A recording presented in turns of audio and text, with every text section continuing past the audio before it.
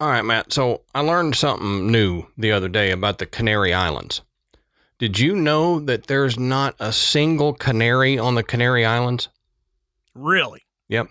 And on the Virgin Islands, it's the same thing. Not a single canary.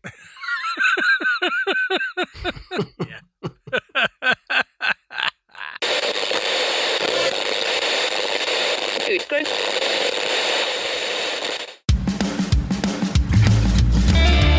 Good evening, everybody, and welcome to the Graveyard. Thank you for joining us tonight. My name is Adam. And my name's Matt. Now, pull up a tombstone or settle into your casket and get comfortable because this is Graveyard Tales. All right, everybody, here we are again. Matt, how you doing tonight, brother? I'm glad I'm not in the Canary Islands. I can take Right. Glad I'm not in the Virgin Islands either, so. Well, I don't know. Yeah, it might be good. I don't know. You know, no canaries. So That's true. Not a canary anywhere. Before we get into it, we'll say go check out the Podbelly Network at podbelly.com. You can find a list of shows that we're happy to be associated with, and you can find some tips and tricks on podcasting if you're into such things. Also, we've said it here a lot lately, but we mean it. Go check out our sponsors. That's how you help Graveyard Tales, and that's how we stay free as a free show is our sponsors and our patrons. So if something interests you that we talk about in an ad, go click the link in the show notes and go over there and check it out. You can find you something cool, get you a discount on it. And Matt and I don't take sponsors that we don't believe in. You know, if we do an ad on it, it's because we like the product and believe in what they do. And we think y'all will like it too. So go over there and check them out. Also, go over to patreon.com/Graveyard Tales. You can sign up to become a patron. We've got multiple different levels that you can sign up for. All of the levels get a bonus episode a week, and we have a huge back catalog of bonus episodes there. Plus, our $5 and $10 levels, they get the ad-free audio and video versions of the main episodes. And then our $10 a month, they get the second show that we do, Side Quest. And we've been doing it for over a year now, which seems like a long time compared to what it feels like for us, because it's gone fast because we enjoy doing side quests. But if you like me and Matt and you want to hear us talk about stuff that's not Graveyard Tales related, like I'm doing one tonight. I haven't told Matt what it's about, but it's going to be a little game for him. So he gets to play a game. So if you want to see us do stuff like that, or talk about personal stuff or whatever, go over there, sign up, become a $10 patron, and you can get all of the extra stuff plus side quest. Now we've already gotten a couple people send it in, so I'm going to go ahead and say it. It's never too early to send us your stories for this year's Listener Stories episode. If you send it in and put listener stories on there, I will save it, and we will do it this year. Rather be early than late. Right. Because if you get it in late, we're going to have to hold it till next year.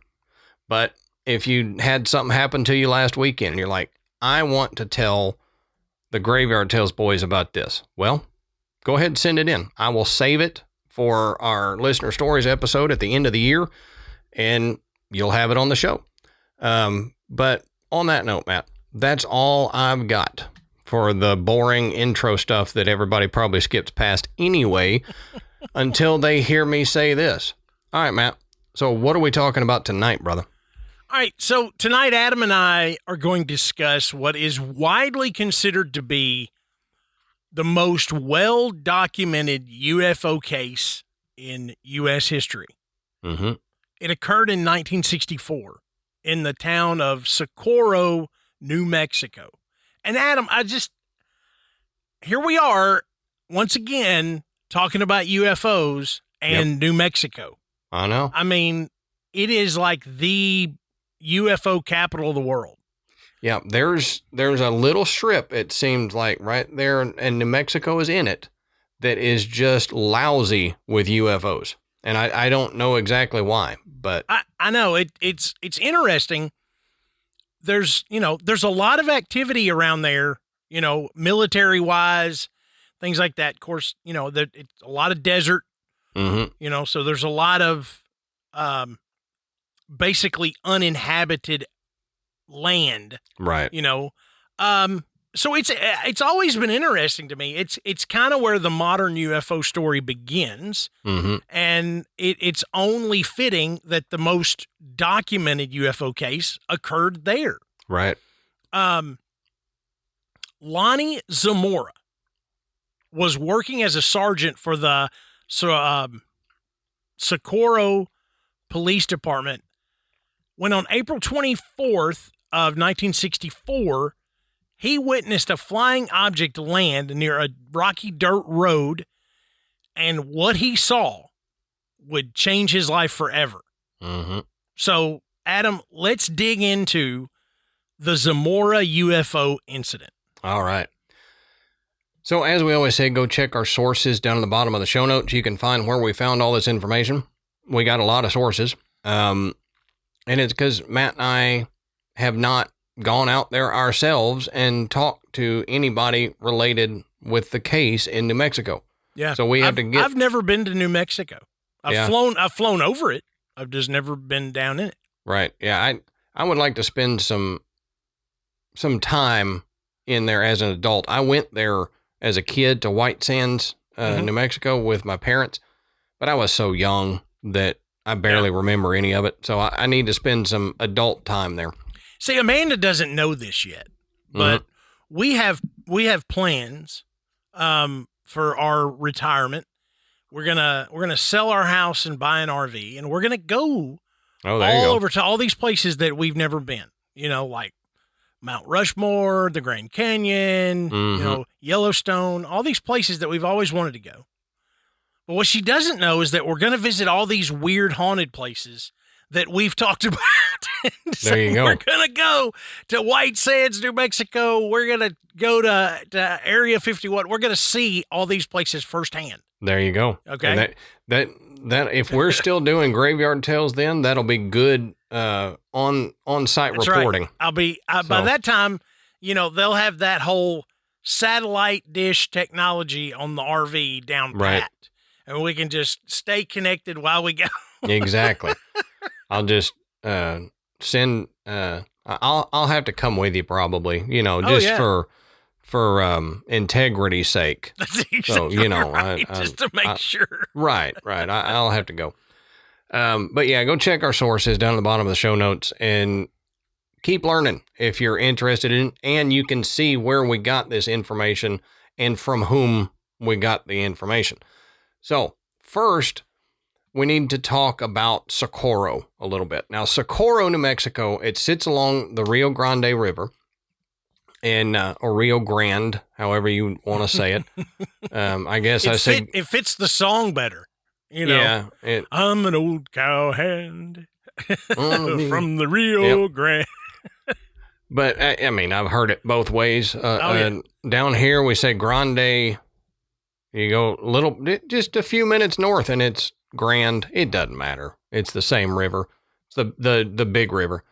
Now the area around present day Socorro, New Mexico, originally it was inhabited by the Prairie people. So a Puebloan group that settled that area around the 1200s. Now, Spanish explorer Juan de Oñate, he led an expedition north from Mexico in 1598.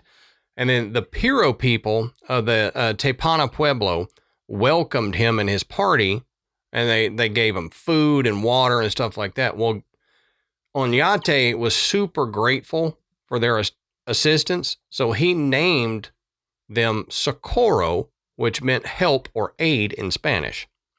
So if you're interested, that's what that means. Now, after Oñate's arrival, the Socorro kind of became a significant stop along El Camino Real, or the trade route that connected Mexico City to Santa Fe. Now, Spanish missionaries would establish missions, including Nuestra Señora de Perpetuo Socorro in 1626 and San Miguel Mission, which became central to the community. So Spanish families would settle around these missions, and farming and ranching on land grants from the Spanish crown were very common in that area. Now, there was a rebellion, and when the rebellion broke out among a lot of the Pueblo people in 1680, the Tepanas and settlers left the area. So this rebellion broke out, and they said, nope, we're done. We're out of here. Now, the town was not reestablished until more than a century later in 1816.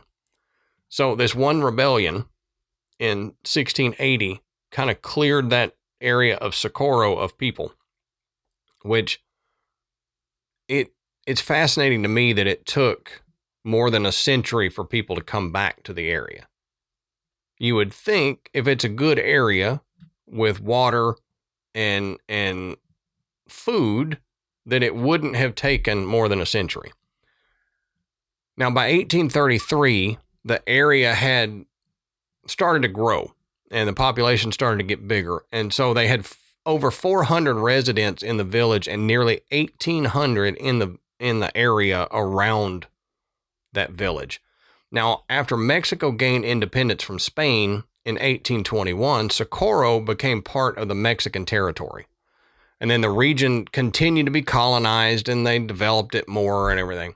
Well, following the Mexican-American War, Socorro became part of the United States in 1848. So Socorro County was officially established in 1852 with the city of Socorro as its seat. And at that time, the county's boundaries, get this, Matt, stretched from Texas to California. Good night. So the Socorro County went from Texas to California. That's a long way for one county. Oh, no kidding. You know, there's some counties I've been in that, like, I had this joke. My mom, at one point, moved out to Howe, Texas. Mm-hmm. Little small town. And I used to have the joke that it was called Howe because you couldn't get howdy out before you passed through the boundary of Howe. That's pretty good. Yeah. So, I've seen counties that are that way. You can jump and in from one county line to the other county line. So for this to stretch from Texas to California, it's crazy, but it was later reduced and new counties were formed in that area. But Socorro stayed like the center of that breakup there. Now in 1854, Fort Craig was built in the area to protect settlers and the trade route from Apache and Navajo raids. So the fort was very significant during the Civil War, and it served as a Union post. And the Battle of Valverde in 1862, which had a Confederate victory, took place near Socorro. So Socorro kept developing as a regional hub, supporting agriculture, mining, and later technological research. And during World War II, the nearby White Sands Missile Range became the site of the first atomic bomb test in 1945. And we'll talk more about the White Sands Missile Range here in just a second. Well, today, Socorro is recognized for what they call a rich blend of indigenous Spanish and American history, as well as its role in education and science. And all of that is due to New Mexico Tech and its proximity to the Bosque de Apache National Wildlife Refuge. Now, in 1953, Socorro briefly declared itself the Free Republic of Socorro as a publicity stunt to highlight the local grievances with state government. Now, this act, they said, included issuing, quote, citizenships and charging tolls at a mock port of entry, and it drew national attention and it boosted tourism in the area. So, kind of funny that Socorro did this as a publicity stunt. Now, the Battle of Valverde that I mentioned, I didn't put a lot of it in my notes just because, I mean, for time saving sake, really. But if you're interested, go look up the Battle of Valverde. It was quite a bloody battle. And just kind of keep that in mind for the area, you know, as we go. Because I'm a firm believer that the history of the land of a place usually determines the future and what happens on there. Mm-hmm. So I mentioned White Sands Missile Range. So let's look at White Sands Missile Range, or WSMR. It's a major U.S. Army military testing area that's located in southern New Mexico. So WSMR, the missile range, began as the Alamogordo Bombing and Gunnery Range, and it was established in 1941 in response to the bombing of Pearl Harbor. Now, the range, they created it for military testing and weapons testing because of its remote, isolated location in the Tularosa Basin. So like Matt mentioned earlier, this area is remote. You know, there's a lot of open desert here where there aren't people. So the White Sands Missile Range also had quite a big role in the Manhattan Project. So if you know anything about the Manhattan Project, it's where the first atomic bomb was developed during World War II. And White Sands played a pivotal role in that, in the development and testing of these atomic bombs. On July 16th, 1945, the world's first atomic bomb was detonated at the Trinity site on White Sands Missile Range, which is about 65 miles north of White Sands National Monument. So we've even, not just testing, we've got them detonating atomic bombs in the area. And to me, I'll explain why this matters later when Matt's talking. I'll interrupt him to say this. But the atomic bomb testing here seems to be very important. And to me, it plays into UFO lore with White Sands. Mm-hmm. Now, the Trinity site is now a National Historic Landmark, and public tours are sometimes held there. Now, after World War II, White Sands Missile Range became a central part of the U.S. missile and rocket development. The U.S., at that point, this is when they brought over German scientists, Operation Paperclip. You know, they brought over Werner von Braun, and who was the one that developed the V-2 rocket for Germany. And they brought him here to test rockets and missiles in this area. Mm-hmm. Now, between 1946 and 1951, 67 captured German V-2 rockets were test fired here. So they say this laid the groundwork for American rocketry and space exploration. So let's look at a brief timeline rundown here. In 1945, the site was renamed White Sands Proving Grounds, and in 1958, it became White Sands Missile Range.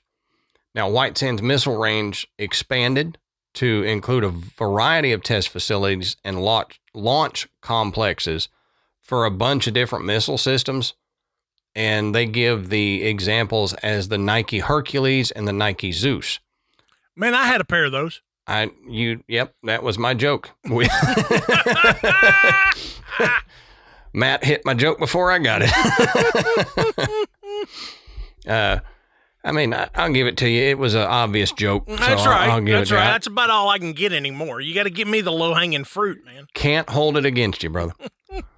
Now, this area also played a major role during the Cold War because it supported missile defense, nuclear weapons development, and the arms race against the Soviet Union. Now, this area also supported NASA's space program, including Apollo program tests, and in 1982, It served as the landing site for the Space Shuttle Columbia. Mm-hmm.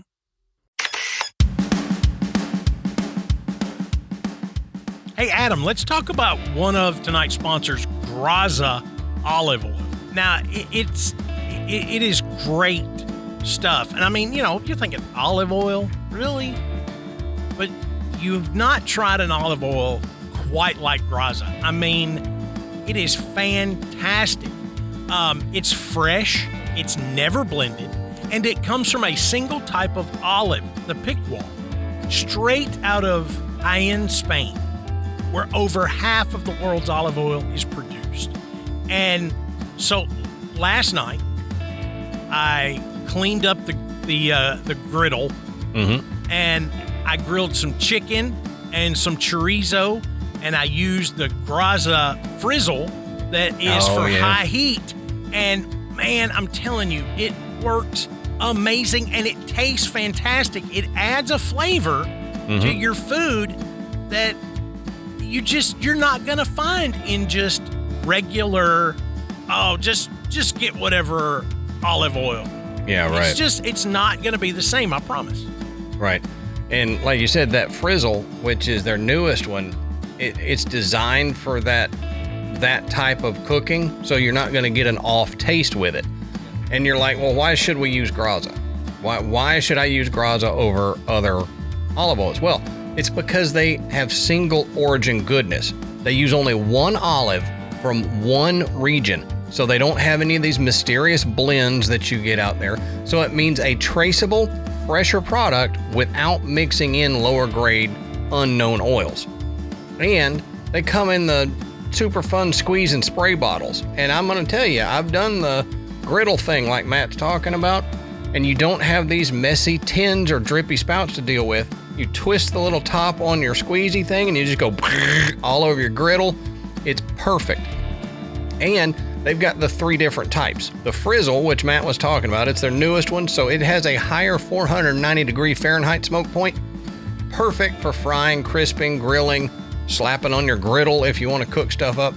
They've got the sizzle, which is a 410 degree Fahrenheit, and that's your everyday cooking, roasting, marinating, sauteing.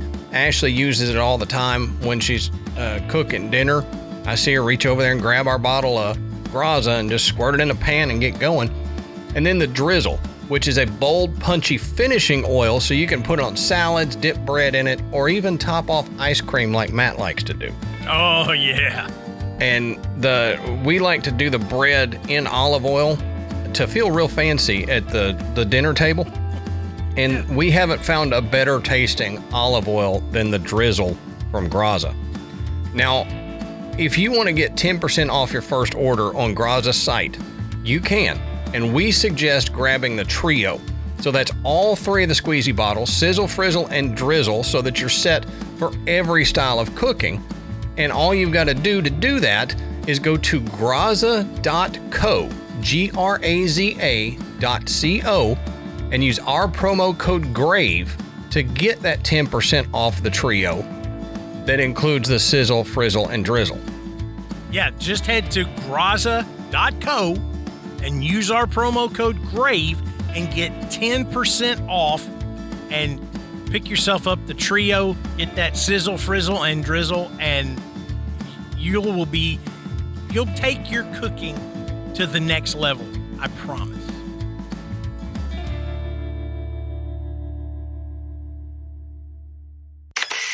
So, now, well, I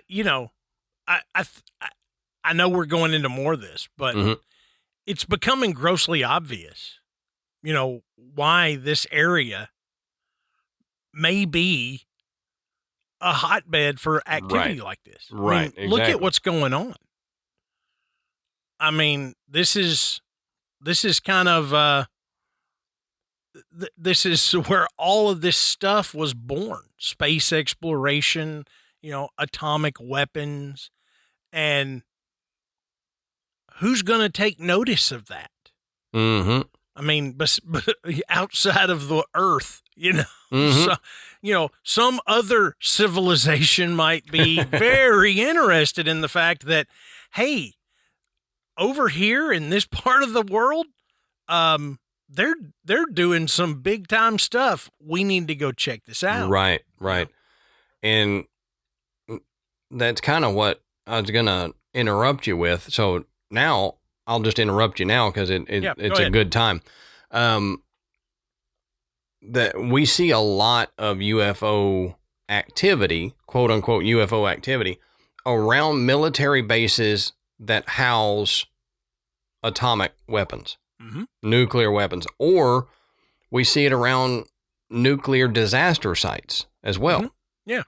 So there seems to be a nuclear component to UFO sightings, and this being where they tested the first atomic bomb we had. And then you've got this whole area, White Sands Missile Range. You move over and you get to Area 51, and you got a whole bunch of other military bases in this area. And this area, New Mexico, Arizona, all of this area. To me, it would say, yeah, there's, like you said, there's going to be interest from another race of beings if they are here, and if they are checking us out. They're going to want to check out this crap that we're doing over here. Yeah, exactly. It's like, why are these large hairless apes blowing holes in the desert? What are they doing? What are they gearing up for? So you're going to want to keep an eye on it. Now, we just mentioned NASA and some scientific research. So in 1962, NASA actually established the White Sands Test Facility adjacent to the missile range for rocket engine and rocket propulsion testing. So that facility actually tested over 700 rocket engines in more than 4 million firings for NASA missions, including the space shuttle and other spacecraft. So that area was busy for NASA. Right. But again, it was a kind of a desolate area. Sure. They didn't have to worry about, oh, are we going to set something on fire and it catch a whole neighborhood on fire? Yeah. Yeah.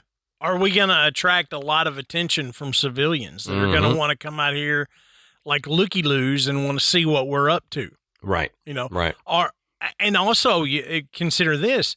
You stick something like this out in the desert where you're working on it.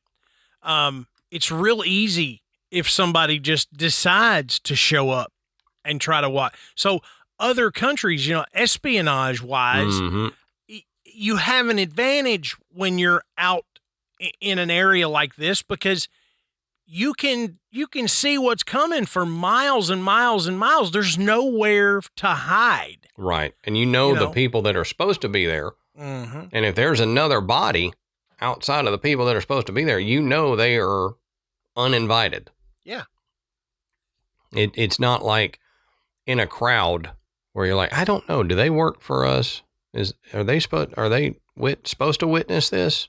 It's like, no, nobody's supposed to witness this. Exactly. It'd be if you wouldn't do something like this. Of course, you need the room, but like in the mountains or in the forests, right. Stuff like that, because it'd be too easy for somebody to sneak up on you. You wouldn't do it around Clarksville because there's too many people around there. That's right. Yeah.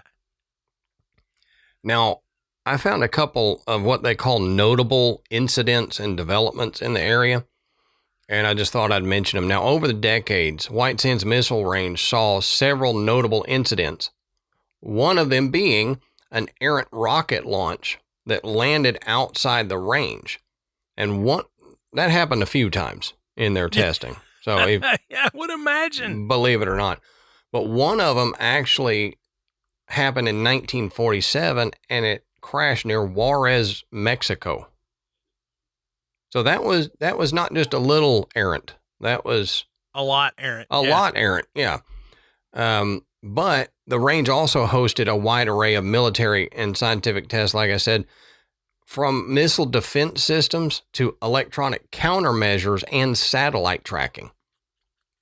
So they were testing stuff for tracking enemy satellites and how to deal with electronic countermeasures from, if you have, say, EMP pulses from an enemy, they were testing how to deter that.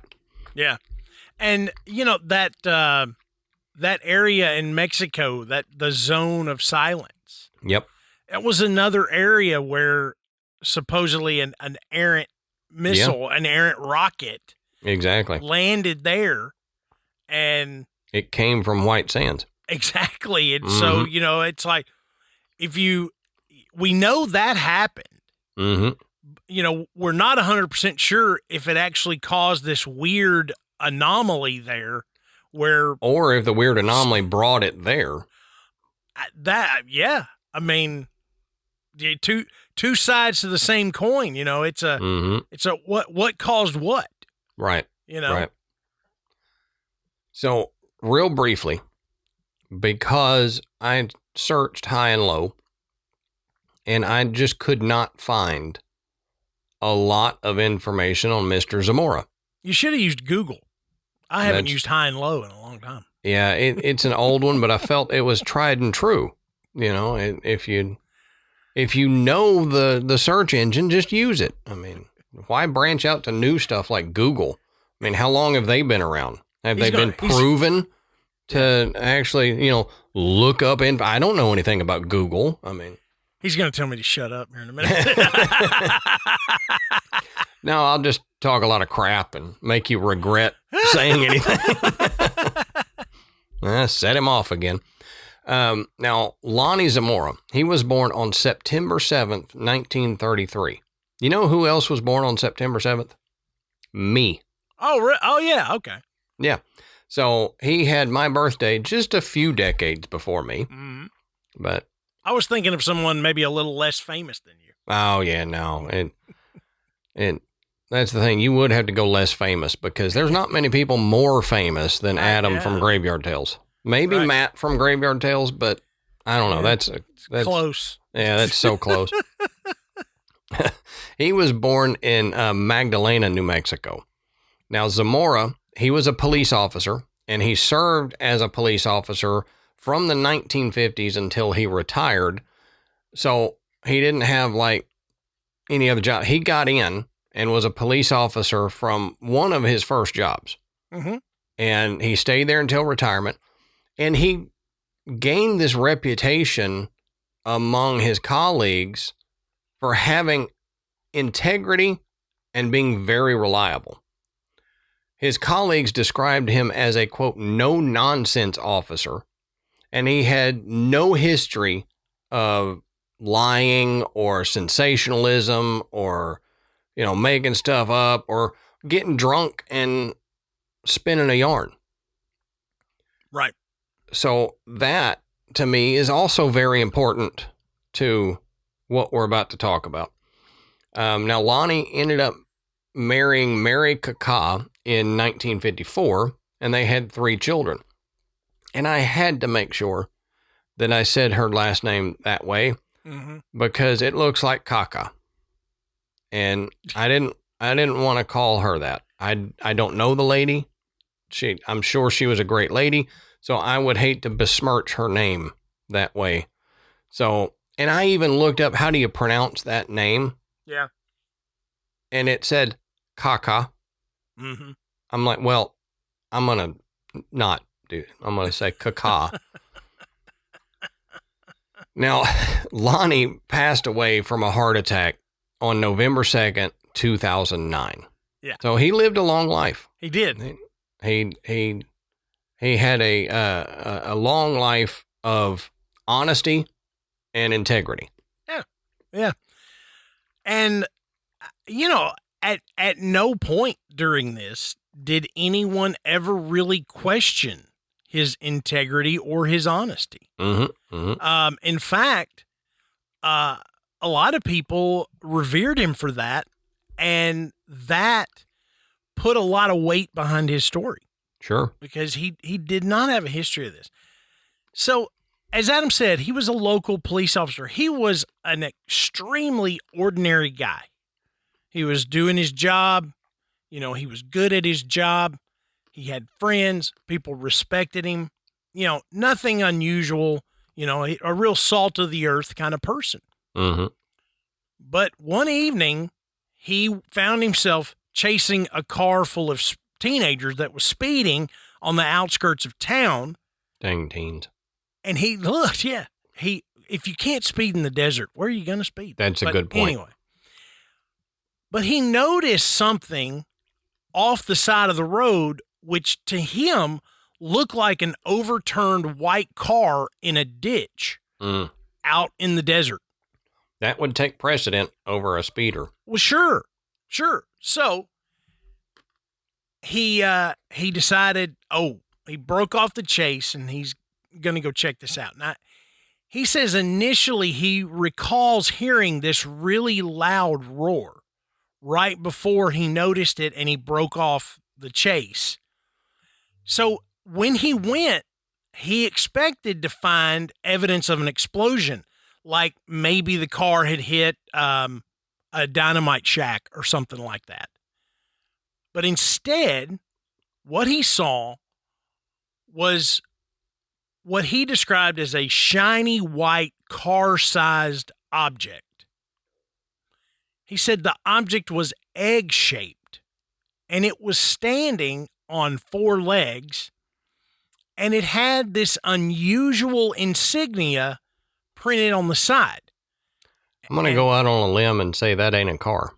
It's not a car. Okay.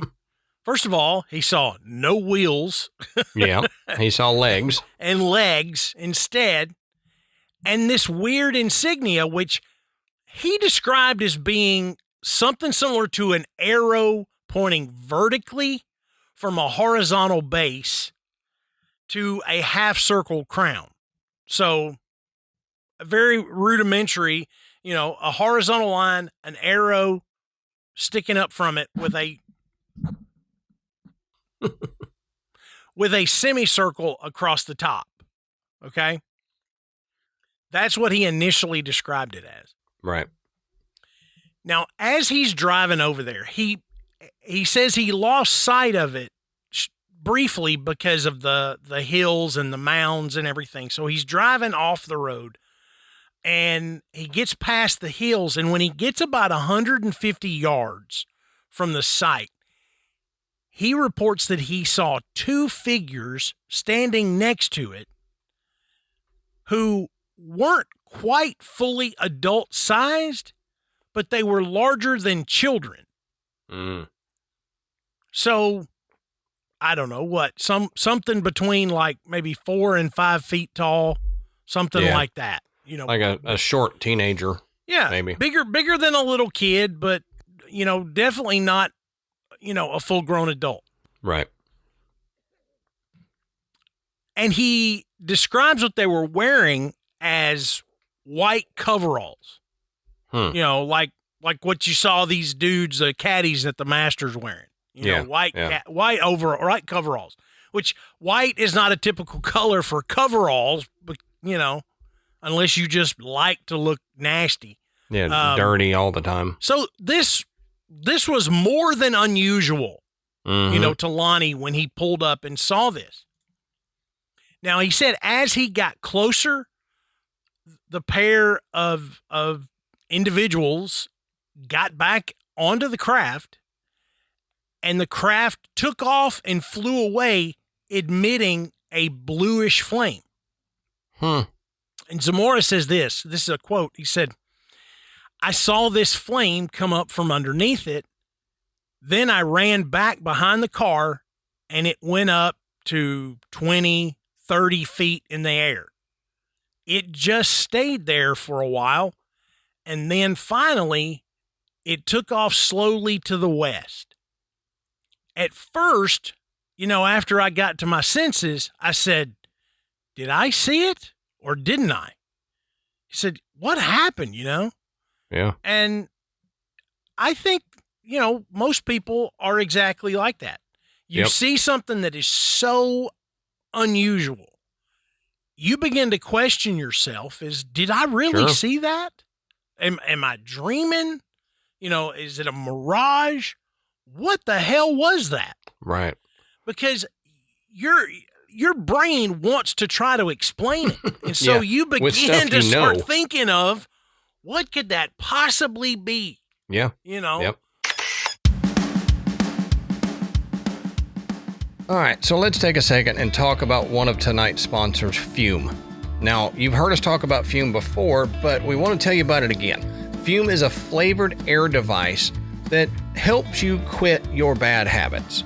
You know, we've all got some kind of bad habit, and most of us want to quit. So if you want to quit that bad habit, Fume can help you because it's just a flavored air device. And I have to say, man, I was using it. I was drawing through the Fume one day, and Ashley's mom was over. And she goes, "What is that?" And I told her, and she goes, "Oh, can I try it?" So I let her try it, and I had the spearmint in there at that time.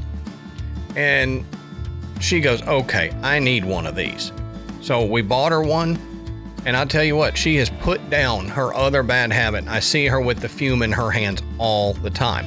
And I have bought her the new refill packs for the spearmint, because that's the one she loves.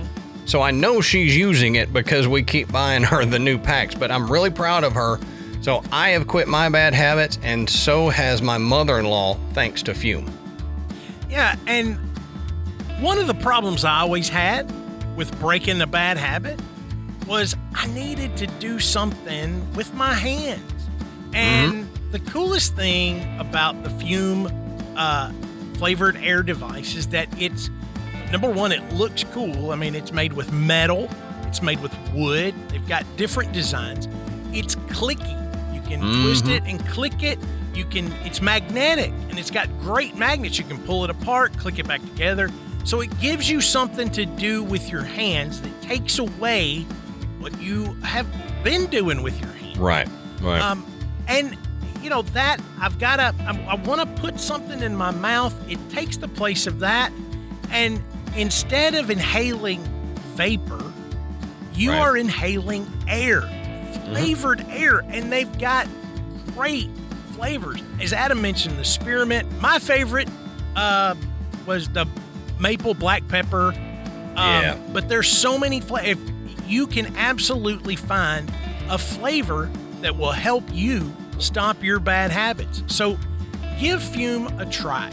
So to try Fume, all Graveyard Tales listeners have to do is go to tryfume.com. That's tryfum.com/tales and use our promo code TALES, TALES, to kick your bad habit today. That's right. Fume has already helped over 400,000 people take steps toward better habits, and so it's your turn now. So like Matt said, use our code TALES, TALES, and get a free gift with your journey pack. Head to tryfume, tryfum.com, and use our code TALES to claim this limited time offer today. I heard him. It wasn't him describing it, but I heard somebody that knew him say that he was talking about that blue flame that came out of the bottom of it. And he said something that it didn't do like normal rocket flames where it hits the ground and disperses. Yeah. It actually hit the ground and penetrated so that it looked like it stopped at ground level. Yeah. It didn't do the... It didn't plume out. Right. Like you would expect. Yeah, you watch a rocket launch, and because it's shooting down, it kind of rolls out to the side. He said it didn't do that. It was just a straight cylinder of blue flame that went into the ground, which I thought was weird. Yeah. So when Lonnie kind of gathers himself, he goes over to his patrol car and he radios his friend and fellow officer, Sam Chavez. So when Chavez arrives at the scene, which was only a couple of minutes, according to Sam, he said that Lonnie was really shaken up by whatever it was that he saw.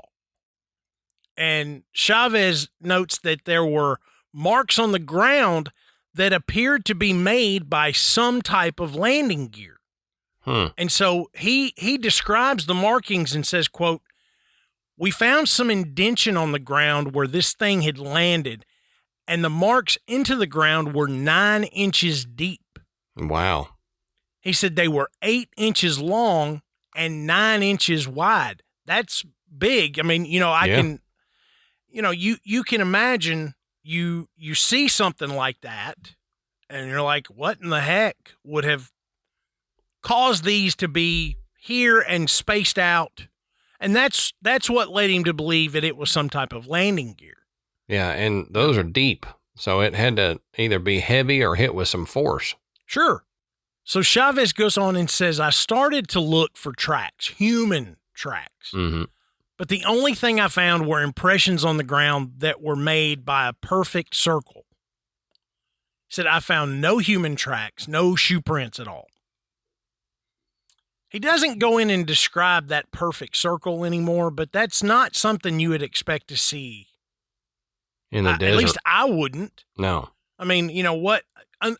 Well, if you saw something like that, you would assume that something man-made did it. Mm-hmm. Okay? That there was a man-made structure. Yeah. Perfect circles do not just typically occur like that in nature. In nature. Yeah. You know, at least not, you know, a physical object that would create, you know, an imprint of a perfect circle. So Captain Richard T. Holder was sent by the White Sands Missile Range to investigate.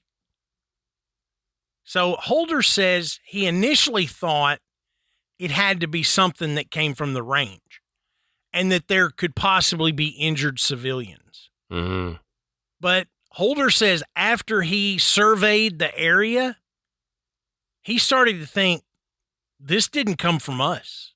Yeah. You know, this wasn't anything that we had anything to do with. Well, and that's the thing. They would know, like, right away, because they've had so many errant missiles. They would know right away what it looked like. Yeah. Yeah. Well, and you would think that they would know right. if they were launching or testing something that it got away from them. Yeah. They wouldn't be just randomly shooting crap off and going, well, don't know where that one went. Right. Who knows? You know, it's not like a 4th of July fireworks over there with a bunch of a bunch of kids out there shooting stuff off. Hey, right. Watch this one. You know, they they kind of know what's going on whenever it's happening. They're not cheap. They got to keep up with them. So he starts to think, yeah, something else happened here. I'm not really sure, but it wasn't anything that we did. Right. So Holder reports that he too saw strange marks on the ground.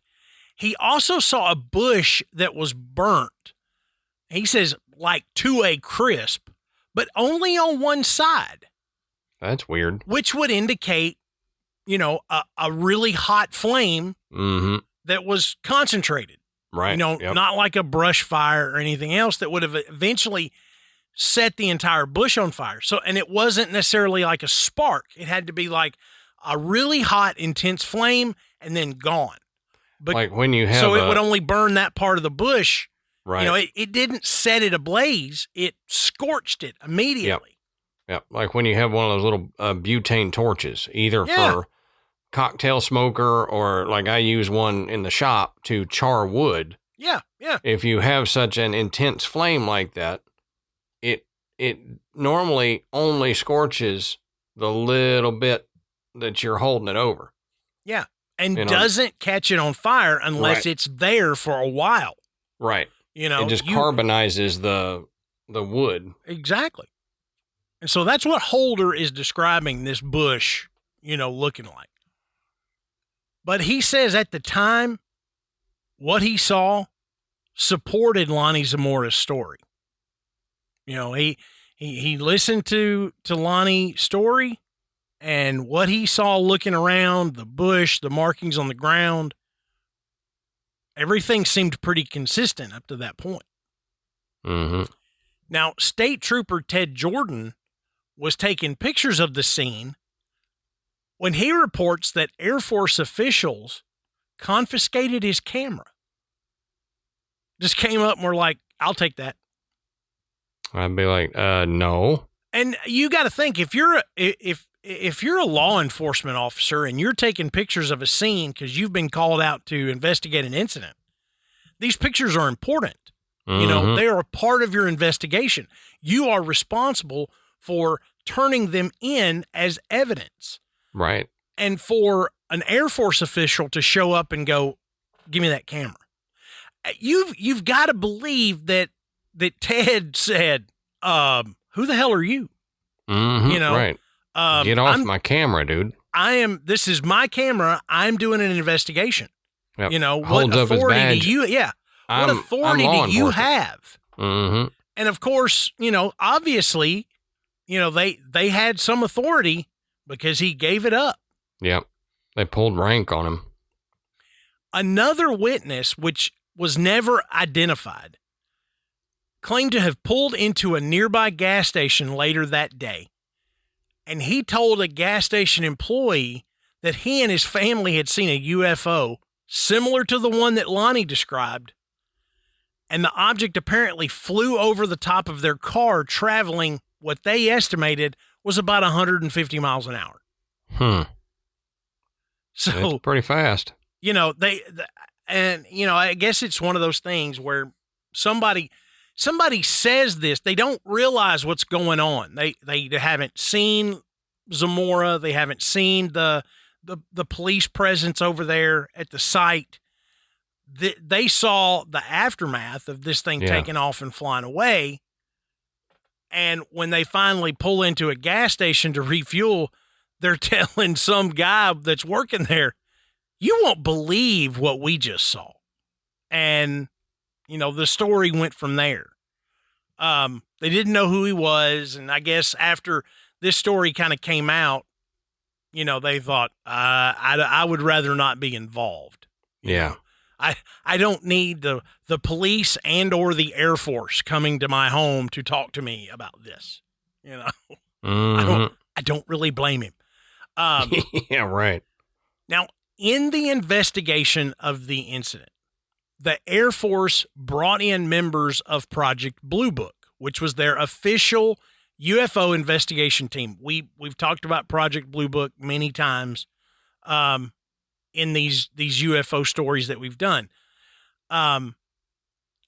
Over its 17-year operation, Project Blue Book collected and analyzed thousands of UFO reports from various sources, including military, civilian reports, pilots, weather observers, and just the general public. You know, just people out in the community going, hey, we all saw something. Was it yours? Are y'all testing something? Yep. And of the 12,618 sightings that Project Blue Book reported on, just over 700 remained classified as unexplained after their investigation, meaning they could not conclusively interpret what had actually happened. So you think, wow, you still got over 11,000 of them and said this is what it was? You came up with a plausible explanation for what it was. Plausible. Yeah, but 700 of them, you couldn't make up a good enough story to explain it? Yeah. It was so weird that even the government couldn't come up with a BS explanation for it. And you know, hundreds of these stories are weather balloons. God, I've never seen a weather balloon in my entire life. Okay? I've seen a picture of one. That's about it. Yep. I've never looked up in the sky and seen anything that could remotely be described as a weather balloon. But yet, in the 20, 30 years of UFO history that we have from the 60s to the 1990s, they're freaking everywhere. Yeah. And it's just bizarre. Now, I would imagine that a lot of those stories, they said, all right, was White Sands testing something that day? Yes. Okay. That's what it was. Is there some top secret new military aircraft that you're trying out or you're doing? Yes. Okay. We can't tell the public that. All we can say is that it was y'all's fault. Yeah. And that's Yep. fine.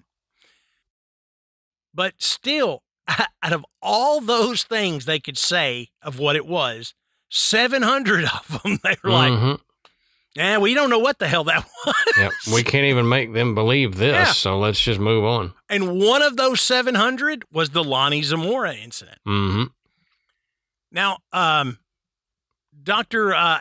J. Allen Hynek, we've talked about briefly before. He was an astronomer, and he was a consultant on Project Blue Book. Now, Dr. Hynek was a very well-respected individual. He was not some fly off the cuff, just say whatever kind of person. He took this job very, very seriously. When he talked about the Lonnie Zamora case, he said that he thought that Lonnie Zamora was a credible witness. And he, like Captain Holder, felt that the physical evidence and Zamora's story showed no signs of being a hoax. Meaning that it wasn't somebody else, playing a prank and making it look like something. Yeah. It wasn't Zamora making it up. What was described in the story is exactly what the evidence they investigated supported.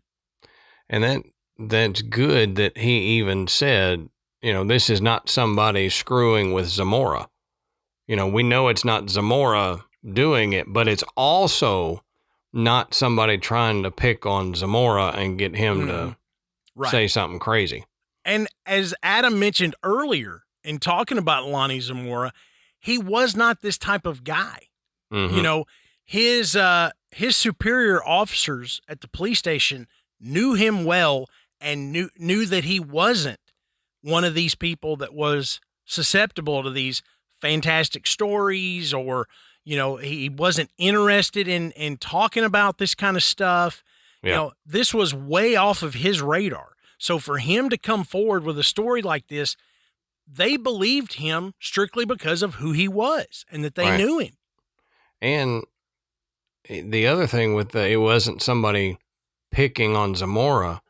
This is something we've talked about in Bigfoot cases and stuff. Why would somebody try to pull a prank out in the middle of nowhere?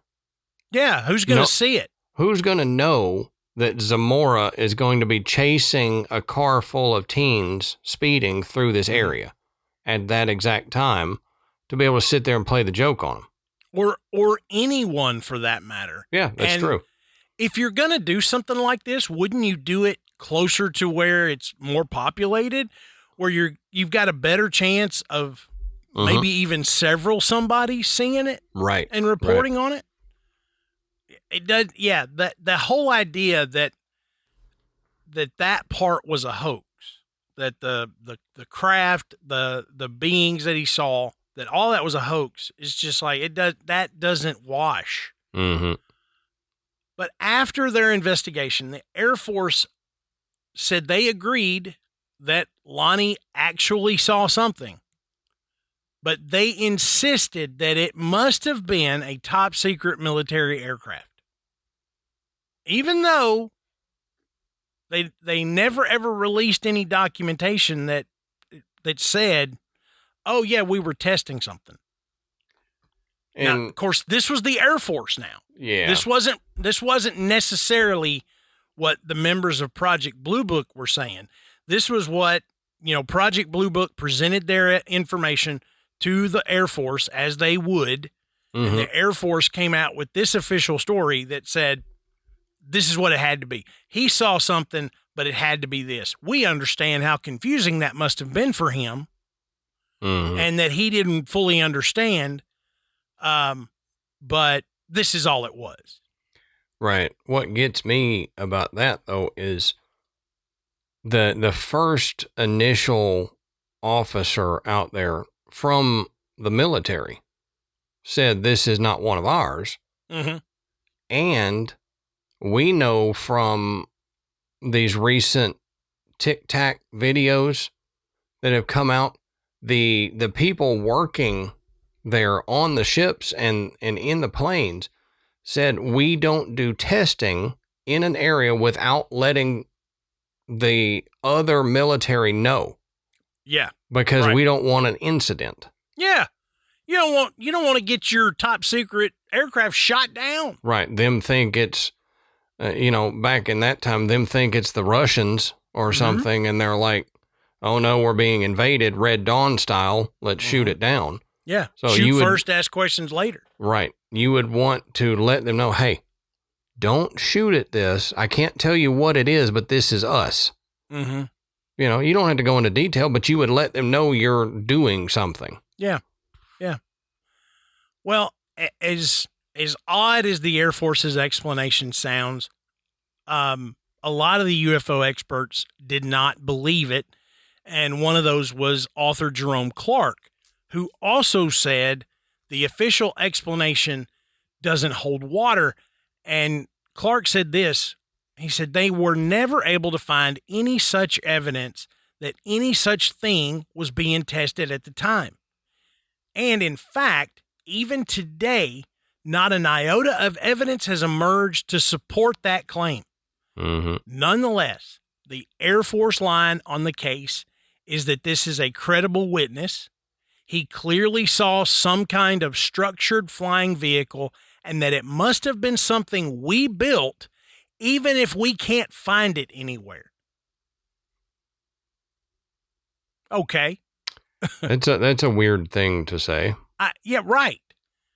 I mean, we're like, how often do you have stuff that you've been working on just go missing, or you don't know? Yeah. You don't have a documents of it being tested. Well, and if there were two people with it, where did those two pilots go? And you don't have them as, MIA or something? Yeah. Why wouldn't those two individuals go? It was us. Mm-hmm. It was us. Can't tell you what it was, but it was me. That's right. Here's were there. My jumpsuit. We saw it. We were there. We scared the crap out of this guy, I'm sure, but we couldn't risk sticking around and trying to explain to a civilian officer what we were doing. Check out my tacky white overalls for proof. Yeah. Nothing like that ever came out. So I see where Jerome Clark says, this doesn't make sense. Yeah. This is just a lot of talk. They're not backing it up. Air Force says we don't have to back it up. This is what we're going to tell you, and that's all we're going to say about it. It's what the official line is. Gotta abide. So that's their stance, but there are other theories as to what Lonnie Zamora may have seen, and there's more than one. Okay, and it's all been in an effort to just try to explain what it is. And so one of them is that Lonnie saw a mirage. Okay? Yeah, a mirage. So British UFO skeptic Stuart Campbell suggested that what Zamora witnessed was, quote, almost certainly, a mirage of Canopus, which is the second brightest star in the night sky, which could have been refracted unusually due to atmospheric conditions. But it has been argued that this theory doesn't explain the physical traces that were left on the ground that more than just Zamora saw. You're telling me that Canopus, the star, refracted to the point where it put it on the ground? Yeah. And had two people come out of it? Right. And then scorched a plant. That makes no sense at all. Stupid. This guy is stupid. Sorry. But to think that this would explain it, this is the kind of explanation that drives me bat crap crazy when we discuss this stuff. Because like you have said, This is not low-hanging fruit. This is rotted fruit on the ground, and now you're smashing it with a baseball bat. Yeah, exactly. This is This is more implausible than a UFO. That's what I thought. You want to talk about Occam's razor? It is not Canopus. Like, you'd have been better just to not say anything. Yeah, keep your dang mouth shut. If you tell me that, I'm going, you think I'm stupid. Exactly. I mean, you really do. If you're going to tell me that kind of crap and you think I'm an idiot. Mm-hmm. So, yeah, that's one of the theories that has, been touted. That hurts me. Yeah. That somebody would put that out there seriously and expect people to believe. Yep. Adam, and I know you feel this too. Getting a good night's sleep can be tough. I mean, when you work all day, you've got to get up the next day, you've got everything's just constantly going and going. Sometimes getting that time to just relax and fall to sleep, it's difficult. Mm-hmm. And I've struggled with it at times, and I know you have too. And if you take something for it, you wind up waking up groggy, just kind of sleepy the next morning. You just can't get moving, and then you're down in a coffee or an energy drink to try to wake yourself up, and then you're crashing by midday. Yep. It's a nightmare, and you're just going to start it over the night before. But that's where I brought in Beam's Dream Powder. Because when it comes to getting up and getting stuff done, like, researching for a podcast, yep, sleepless nights are no good, and Dream is a lifesaver. That's right. And the cool thing about Dream is it's made with a powerful blend of all natural ingredients. So it's got reishi mushrooms, magnesium, L-theanine, apigenin, and melatonin, and it's designed to help you fall asleep, stay asleep, and wake up feeling amazing. And unlike all the other sleep aids I've tried, you don't have the next day grogginess. You just get the great restful sleep that night, and you're wide awake the next day and feel rested. It has been a lifesaver for me and being able to focus the next day, because my focus and my energy came back. I finally was like, okay, hey, I can take on the researching, the editing, and then all the other projects and stuff that keep me busy, helping out at the kids' school, all this stuff that I didn't have the energy for before because I didn't get a good night's sleep. And Beam has already improved over 17.5 million nights of sleep, helping people across the country wake up and feel their best. So here's the deal. Beam's giving our listeners an exclusive offer of up to 40% off their best-selling Dream Powder. That's right, you heard us correct, up to 40% off. So all you've got to do is go to shopbeam.com. That's shopbeam.com/GRAVE and use our code GRAVE at checkout. That's right. It's shopbeam.com/GRAVE and use our code GRAVE, GRAVE, for up to 40% off. Because better sleep, that's the kind of mystery you can solve. Now, the next one is, this theory says that the UFO in New Mexico could have been a prototype lunar lander that was being tested by personnel from the White Sands Missile Range. Yep. This one is a little bit more intriguing. This theory, to me, holds more water than most other ones do. Yeah.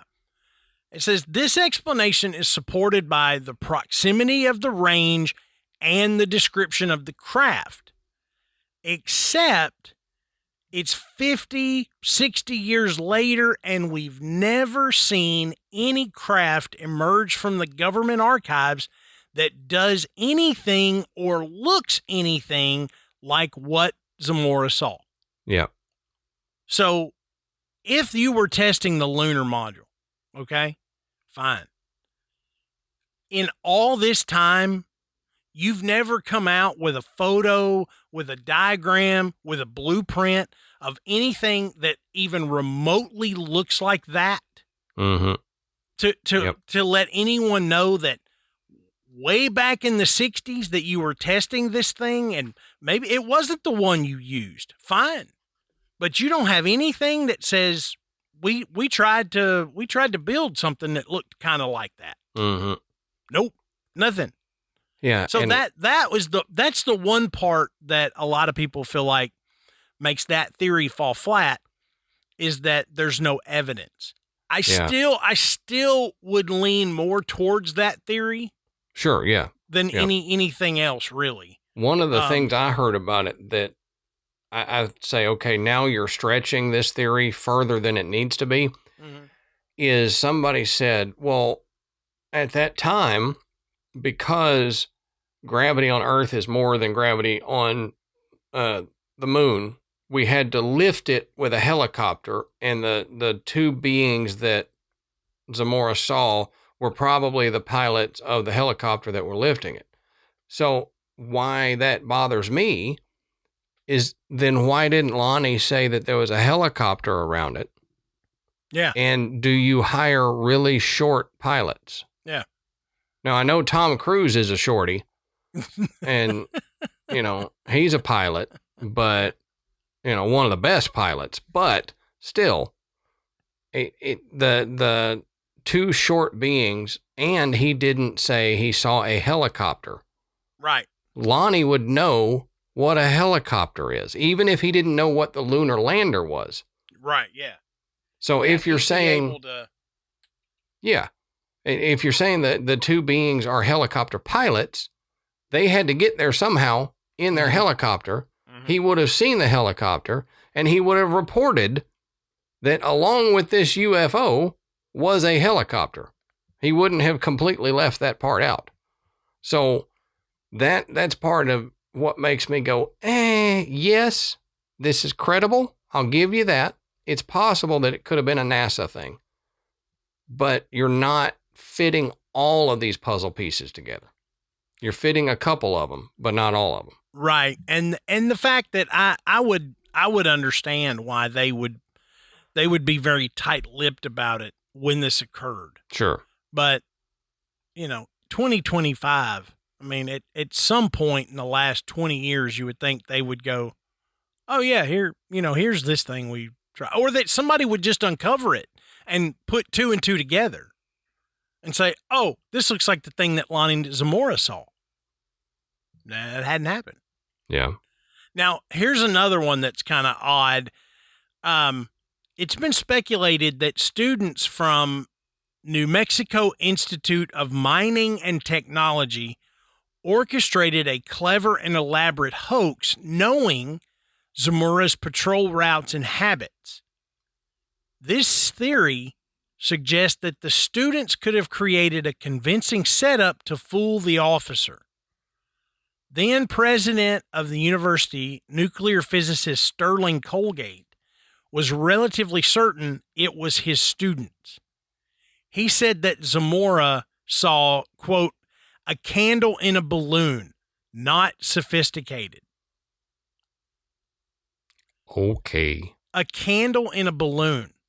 Okay, Yeah. I would have preferred that old So a Sterling Chinese Colgate lantern. just say they put this elaborate scene together for him, and they they managed to get. When you say a candle in a balloon, I'm like, he saw individuals walk back and get on this craft when they realized that he was approaching. Yep. They got on the candle, Matt. Yep. They He climbed saw aboard this the flame. candle. How many candles do you know can scorch a bush and leave, 9-inch divots in the ground? Right. And again, remember, this was physical evidence that was seen not just by Zamora himself. Exactly. You know, this was seen by other officers. It was seen by an investigator from White Sands. You know, they all say this is what we saw. Mm-hmm. You know, that hasn't deviated, nor has that been questioned. So don't tell us that it's some unsophisticated hoax that was done by your students. Yeah. I would believe maybe a very elaborate and sophisticated hoax. Mm-hmm. Okay. But again, as you said earlier, number one, why Zamora? Okay. You would think, what connection would they have that they were like, this is the guy, Mr. No Nonsense police officer that we want to fool. And we're going to do this knowing his patrol route. Mm-hmm. I mean, how many variables could you possibly have to account for that could have taken him away from that patrol route at that particular time? Yeah. Yep. He stops a speeder. He gets a call. You know, so there's a wreck, and he's going the complete opposite direction. I mean, you can't account for all those variables and know for certain that Lonnie Zamora was going to be driving past that area and even see what you were doing. Because as he described, he lost sight of it trying to drive over to it because of the hills and so forth. Right. It wasn't like it was right on the side of the road. You know, it was off the road, and he was 150 yards from it when he saw these individuals getting on the ship. Mm-hmm. Now, a football field and a half away. So, you know, he had that much distance between him. Plus, we know he had driven off the road, you know, for a certain distance too. Why would you gonna stick it way out here and just keep your fingers crossed that this guy's gonna see it? Yeah. Yeah. I mean, why bother? Yeah, that's the thing. Why bother? And again, the explanation for this one is almost insulting. Yeah. To who you're telling. And maybe it's because this guy is like a professor and he thinks, well, because of my status, people are going to believe me no matter what I say.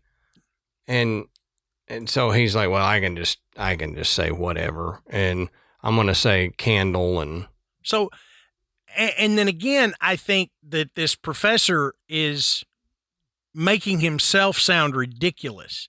Yeah. If I'm this professor and I'm either going to say it wasn't any of my students. My students wouldn't do something like this. Yeah. So it wasn't mine. Or I'm going to say, yeah, it absolutely could have been my students because we have brilliant minds here that can come up with things, and they could have built this thing on their own. It wasn't a hoax. They were messing around with something they had developed. And when they saw a police officer approaching them, they got scared and thought they were going to be in trouble, and they took off and ran away. Yep. I'd believe that. Yeah, that's more plausible. I'd be like, so why not say something like that? Give your students some credit. Right. You know, all they could come up with was a candle and a balloon. Yeah. And are these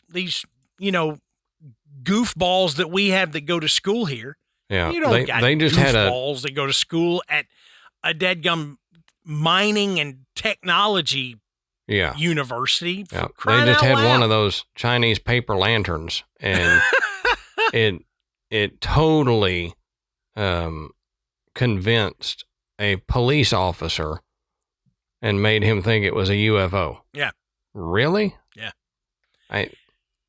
It's not as bad as Canopus.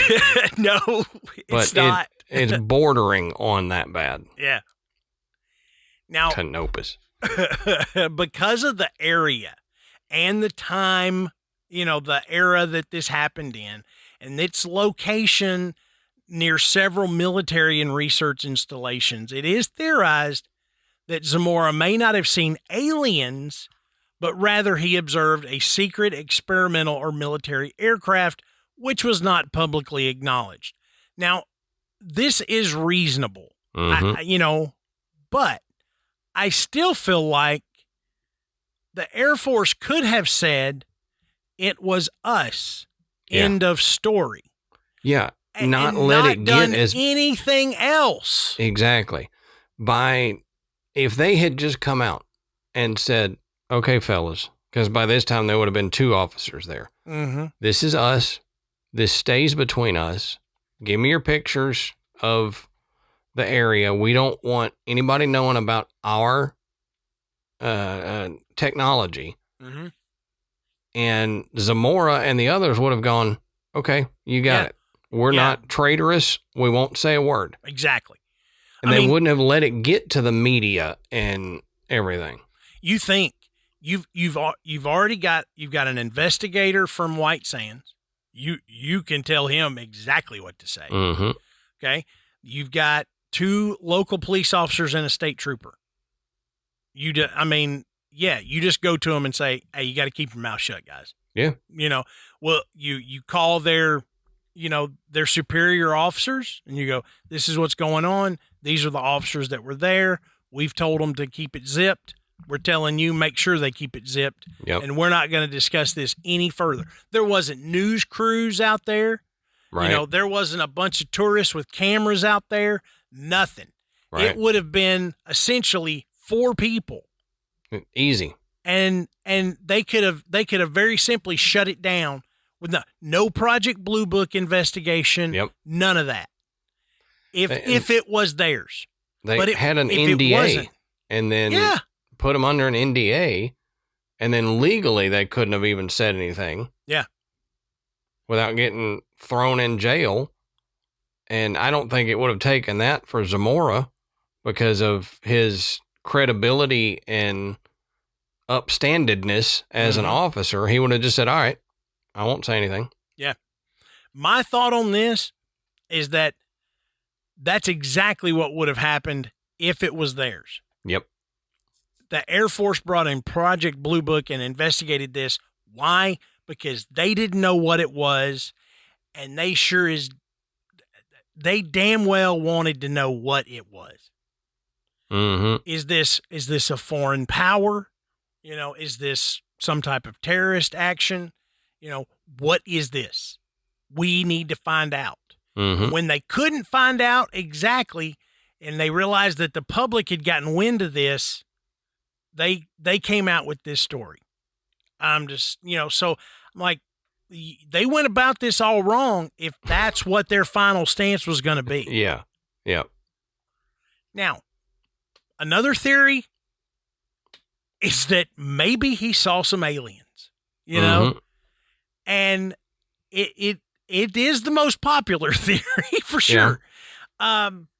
That there is a chance that Lonnie Zamora actually saw an extraterrestrial spacecraft. They're taking everything into consideration as like the unidentified occupants, the advanced technology that apparently this craft had. But of course, there's no concrete evidence that what he saw was actually a UFO that day. None. Yeah. We don't have any of that. All we have is the physical evidence, the story from credible individuals that investigated the area at the time. So we still don't know what it was, where it came from. And it's interesting that when you look at Zamora, he did not turn into some type of UFO fanatic. Okay? Right. He lived his life. He didn't become some obsessed UFO hunter. He didn't spend hours upon hours speaking to groups trying to convince them of what he saw. Zamora's story remained the same, that he saw what he saw, and he had no reason to lie, and truthfully had a hell of a lot to lose by reporting what he encountered at all. Mm-hmm. And I love this quote Okay. I love his quote. This is from author Garrett Graff. And he wrote the book UFO, the inside story of the U.S. government's search for alien life here and out there. That's the full title of the book. And he says, quote, there's almost no scenario where as an ordinary person, saying that you encountered a flying saucer helps you. Right. Right. And I was like, dadgum, that is so true. Yeah. There is no way that you tell anyone that this is the experience you had and it works out great for you. Yep. And he said it perfectly because he said, as an ordinary person. Yeah. You know, yeah, if you're like some movie star or whatever, you might be able to get some attention for it, but as just a regular civilian working a job, that ain't going to help. No, not at all. Not even close. We're not ordinary people, so it might help us. But, that's right. We would love it. Yeah. You know, you want to talk to us about what we saw? Come on, bring it. Please. Tell us the time and date. We'll be there. I'll talk to you for hours. Yep, exactly. But what do you guys think? Have you guys heard this story? You know, what do you think that Lonnie Zamora was telling us? As I said at the top, this is the most well-documented case.